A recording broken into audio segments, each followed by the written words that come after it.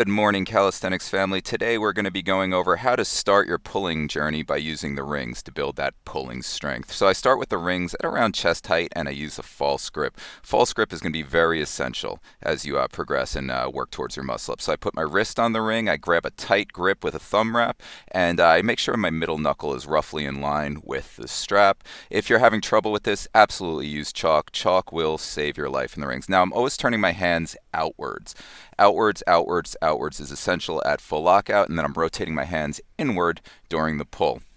The reason I'm curling my hands inward into a chin up grip is because it's gonna encourage you to keep your elbows tight. It's very difficult to flare your elbows outward when your hands are turned inward towards your body, and then it's going to be a lot easier for you to then roll your hands across your chest into your armpits in order to complete the transition portion of a muscle up. Since this is what everyone's working towards, this is the prize in the Cracker Jack box that everyone wants. If you're old enough to understand Cracker Jacks, I don't even know if they exist anymore. I don't eat processed crap. Oh man, what a hipster comment to make. I'm ashamed of myself. Well, anyway, the progression is going to be the same. It's going to go, basic variation, then it's going to go typewriter, archer negative, and then full archer. So they just follow along. You could see that anyway. But I'm just going to talk about what I'm doing in each one of these videos because that's really going to help here. So now for the kneeling pull-ups, I am again going to use a false grip.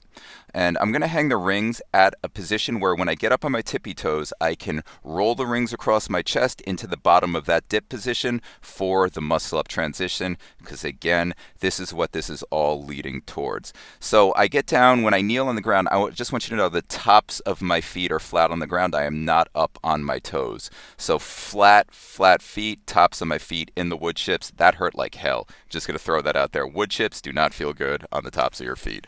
Very thin skin up there.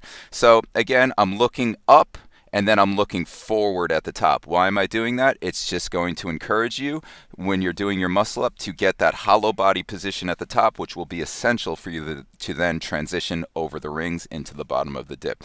All of this, it's very subtle ways to encourage you to work towards your muscle up. So again, I have that arch at the bottom. When I come up to the top, I'm always trying to look straight ahead, which will then roll me on top of the rings later on once I'm strong enough to do this with my feet off the ground.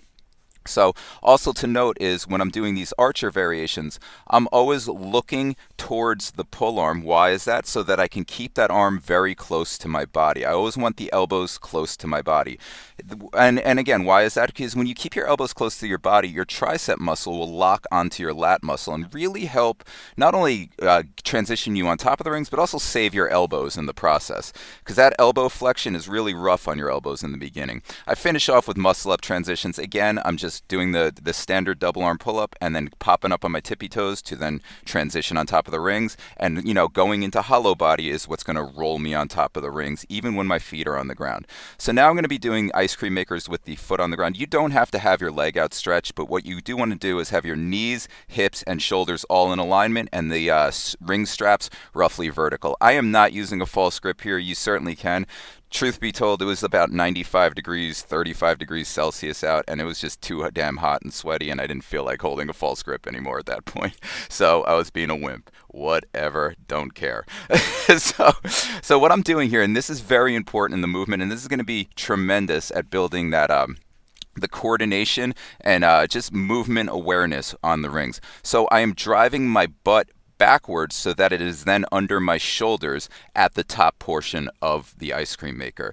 This is crucial. So I'm going from horizontal to vertical with my chest. So the trunk of your body is going to start at horizontal and then it's going to shift your hips backward and you're going to bring your shoulders up to the rings for that vertical trunk. That again, this is all going to help you, especially with low-hanging rings. With low-hanging rings so that you can train at home, in a playground, or roughly anywhere that there's an overhead place to hang your rings, you're going to need the ice cream maker at least at first. As you get stronger, you'll be able to do different things. You'll be able to do muscle ups with a vertical body. You'll understand how to utilize the hollow body position. But in the beginning, it's going to be absolutely essential to understand that shift and get that hollow body looking forward at the top. So I really want you to employ that while doing the ice cream makers. Now, this is just some standing one arms. You could do this in any of the variations I showed, but I was being lazy, so I didn't want to show anything other than the standing one. So I squat down and then I press myself backwards, letting the ring guide me. That's going to be a very, very smart way to enter the standing position and not put just fall backwards and yank your shoulder out. Because again, this is for beginners, and at no point do you want to be yanking your shoulder, yanking your shoulder out of its socket. That's horrible for you. Always really be aware of your scapula and always control your scapula when you're doing this. I like to keep the palm facing upwards. So I go back. Now this is going to be the rotational version, palm upwards. I do a full rotation and then I rotate up through the pull. Now the full rotation, while it will help you with the pulling portion, this is going to be a great oblique exercise for beginners. The rotational aspect on your core is, you're going to feel this at first. You'll feel it in the front and you'll feel it in the back. So if you are new and you want to start building that oblique strength, start tightening up those love handles, this is a great exercise. Even though the obliques primary focus is to rotate the trunk independently of the hips, there will be a lot of that going on in this. Most people do that side to side thing, which is really just working your serratus muscles on your ribs. Now this is the no rotation version. Anytime you stay square in a one arm variation, it's going to be significantly more difficult than rotating, just because it's very difficult to keep a square body with one arm. This is basically everything I have to say about this. Love you guys. Hope this helped. If you have any questions, reach out in messages. Thanks.